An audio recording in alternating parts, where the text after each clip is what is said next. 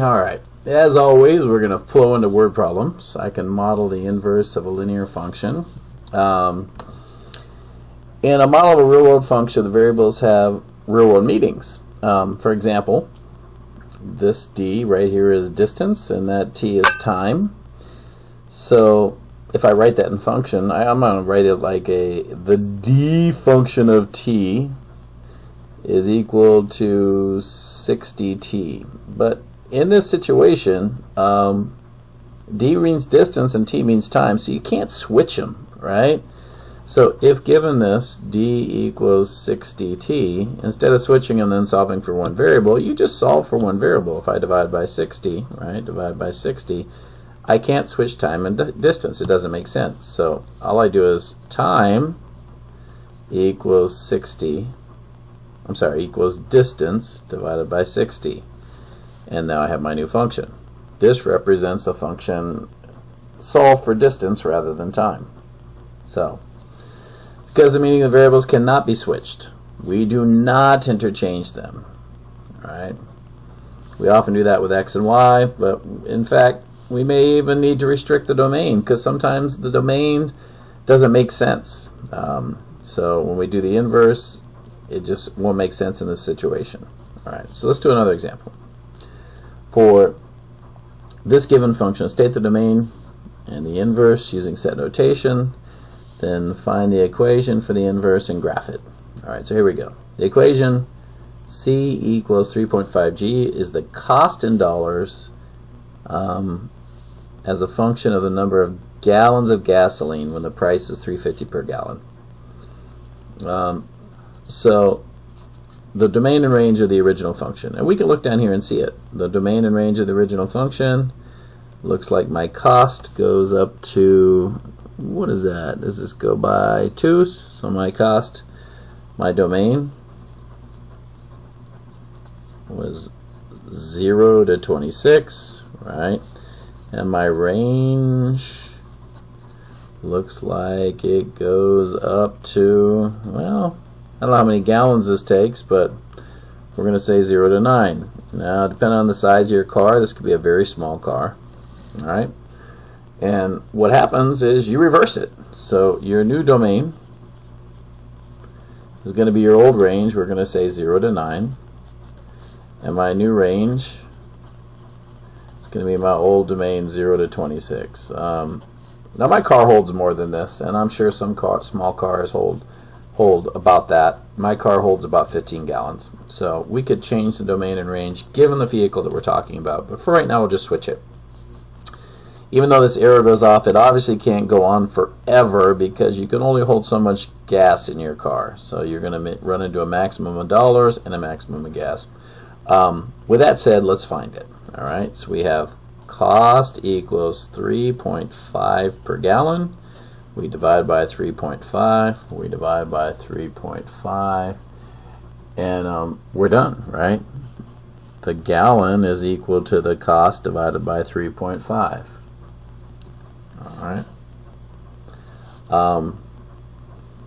And that's it. We could graph that in place, and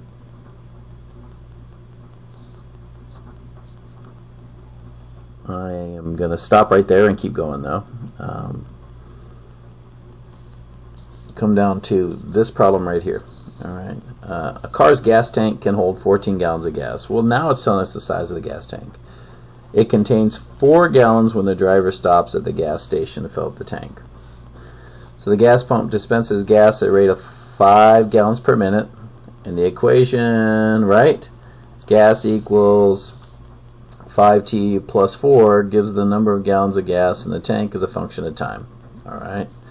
So gallons as a function of time. All right. Does it tell us what we have to do? Let me take a peek. All right. Well, no, but let's do it. So right now I have gallons as a function of time. Gallons equals 5t plus 4, right? And you notice that one right there is a little bit different. That one right there, right, has time as an input. This is obviously going to have gallons as an input. So what we're going to do is we're going to solve it. We're going to subtract 4. I got gallons minus 4 equals 5t. We're divided by 5, divided by 5. And time is equal to 1/5 the gallon minus 4/5. I'm going to stop right there. Alright. So, if I did this, alright, there's my time as an output is equal to negative 4/5, so something down here, and 1/5 gallons. So that would be, let's see if I can do this with the right scale. Let's go down and create this right here. Alright. There's no way I'm going to have a negative 4/5, by the way, for time. But if I do this, did I hit something wrong on here?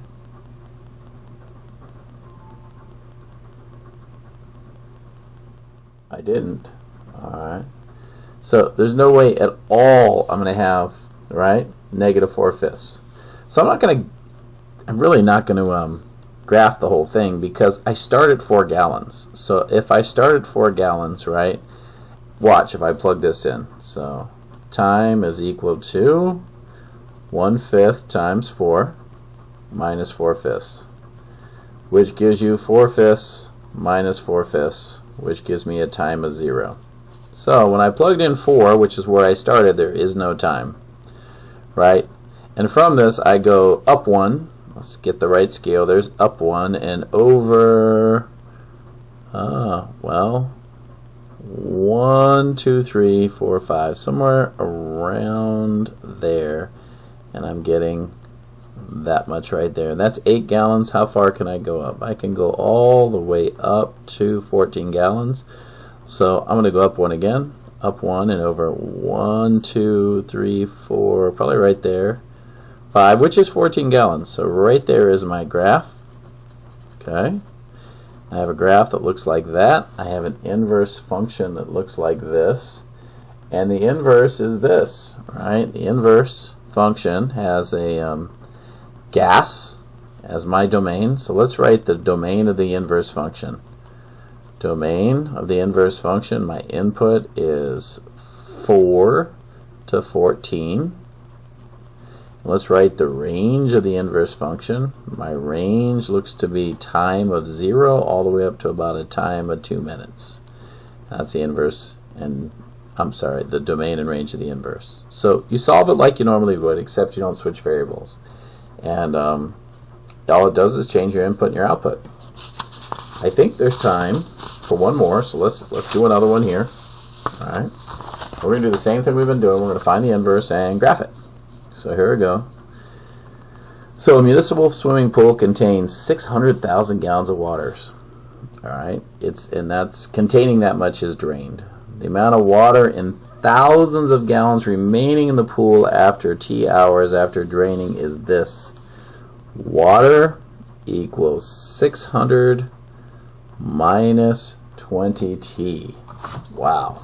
Well, so we have this, and we know that water equals 600 minus 20T. So what we're going to do is we are going to figure out how to solve this. So here we go. So we've got this. We have the range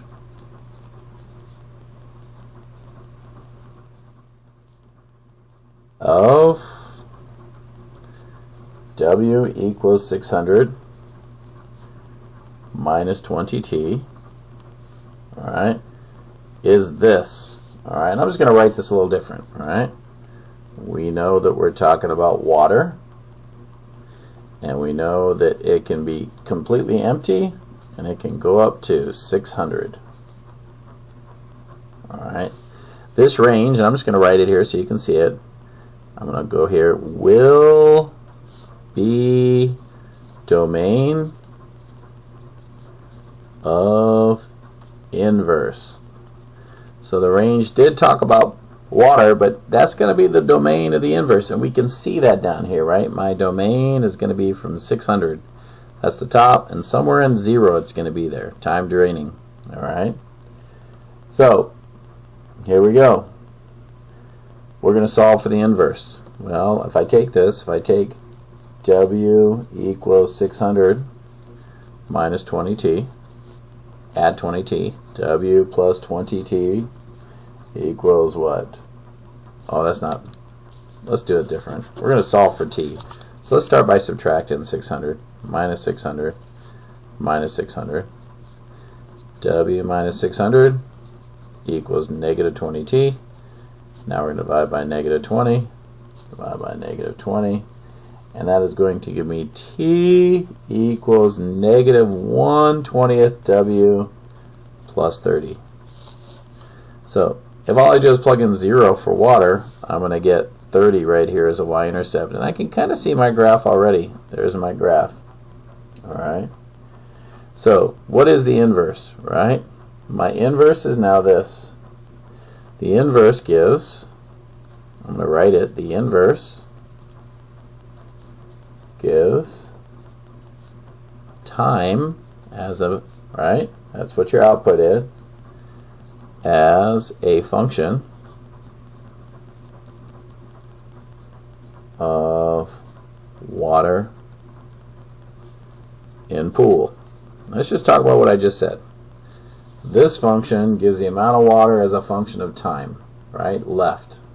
So if I put a certain amount of time in, it's going to tell me how much water is left. The inverse of that function, right? The inverse of that function does this. It gives time taken to drain the pool as a function of how much water is in there, right? So if I had 0 water, right, it took 30 minutes to drain it, and so on.